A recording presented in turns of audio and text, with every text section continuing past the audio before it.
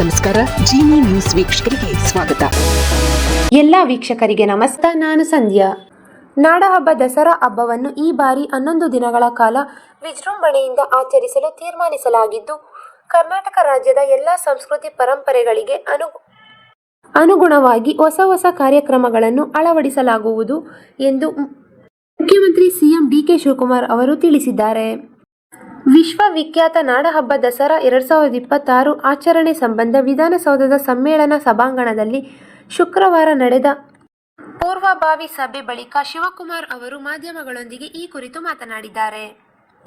ದಸರಾ ಕಾರ್ಯಕ್ರಮದ ಅಂಗವಾಗಿ ಆಗಸ್ಟ್ 26ರಂದು ಬೆಳಗ್ಗೆ 10 ಗಂಟೆಗೆ ಗಜಪೂಜೆ ನಡೆಯಲಿದ್ದು, ದಸರಾ ಉದ್ಘಾಟನೆ ಅಕ್ಟೋಬರ್ 11ರಂದು ಬೆಳಗ್ಗೆ 11:50ಕ್ಕೆ ನಿಗದಿ ಮಾಡಲಾಗಿದೆ.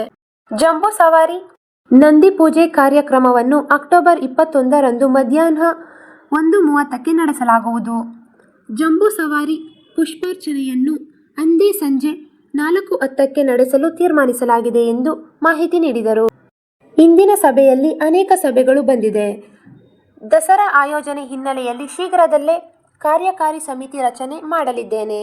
ಈ ಬಾರಿ ಏರ್ ಶೋ ನಡೆಸಲು ಕೇಂದ್ರ ಸರ್ಕಾರದ ಬಳಿ ಮನವಿ ಮಾಡಬೇಕು ಎಂದು ಸಲಹೆ ಬಂದಿದೆ.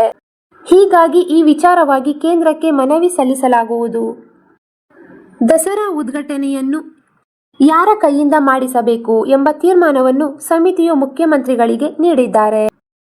ನಾನು ಚರ್ಚೆ ಮಾಡಿ ತೀರ್ಮಾನ ಮಾಡಲಿದ್ದೇನೆ ಎಂದು ಮುಖ್ಯಮಂತ್ರಿ ಡಿಕೆ ಶಿವಕುಮಾರ್ ಅವರು ತಿಳಿಸಿದ್ದಾರೆ.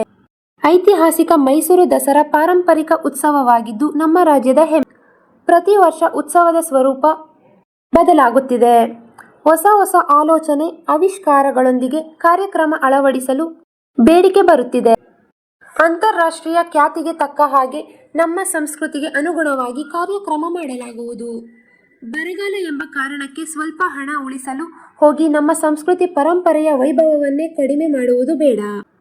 ಬರಗಾಲ ಕಾರಣದಿಂದ ದಸರಾ ನಿಲ್ಲಿಸೋ ಸರಳವಾಗಿ ಆಚರಣೆ ಮಾಡೋ ಪ್ರಶ್ನೆಯೇ ಇಲ್ಲ ಎಂದು ಸಿಎಂ ಸ್ಪಷ್ಟಪಡಿಸಿದರು.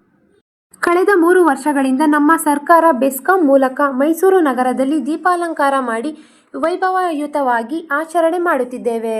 ಶಕ್ತಿ ಯೋಜನೆ ನಿಮಿತ್ತ ಪ್ರವಾಸಿಗಳ ಸಂಖ್ಯೆ ಹೆಚ್ಚಾಗಿದೆ.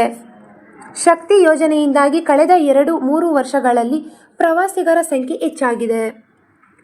ರಾಷ್ಟ್ರ ಮಟ್ಟದ ಗಾಯಕರನ್ನು ಕರೆಸಿ ಕಾರ್ಯಕ್ರಮ ಮಾಡಲಾಗಿದೆ ಎಂದರು. ಚಾಮುಂಡಿ ಬೆಟ್ಟದಲ್ಲಿ ಮೈಸೂರು ದಸರಾ ಉದ್ಘಾಟನೆ.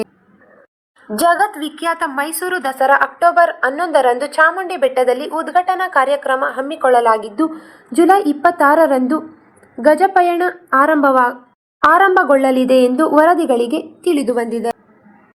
ಅಕ್ಟೋಬರ್ 11ಕ್ಕೆ ದಸರಾ ಉದ್ಘಾಟನೆಗೊಳ್ಳಲಿದ್ದು, ಅಕ್ಟೋಬರ್ 21ರಂದು ವಿಜಯದಶಮಿ ಜಂಬೂ ಸವಾರಿ ನಡೆಯಲಿದೆ. ಅಂದು ಸಾಯಂಕಾಲ 4:10ರ ಮೀನ ಲಗ್ನದಲ್ಲಿ ಜಂಬೂ ಸವಾರಿಗೆ ಮುಖ್ಯಮಂತ್ರಿಗಳು ಪುಷ್ಪಾರ್ಚನೆ ಸಲ್ಲಿಸಲಿದ್ದಾರೆ ಎನ್ನಲಾಗಿದೆ. ದಸರಾ ಉದ್ಘಾಟಕರನ್ನು ನಿರ್ಣಯಿಸುವ ಅಧಿಕಾರ ಸಿಎಂ ನೀಡುವ ಸಾಧ್ಯತೆ. ಬುಕ್ಕರ್ ಪ್ರಶಸ್ತಿ ವಿಜೇತರಾದ ಬಾನು ಮುಷ್ಕರ್ ಅವರು ಕಳೆದ ವರ್ಷ ದಸರಾ ಉದ್ಘಾಟನೆ ಮಾಡಿದ್ದಾರೆ. ಈ ದಿನದ ನಿರಂತರ ಸುದ್ದಿಗಳಿಗಾಗಿ ವೀಕ್ಷಿಸುತ್ತಿರಿ ಜಿನಿ ನ್ಯೂಸ್. ನಮಸ್ಕಾರ.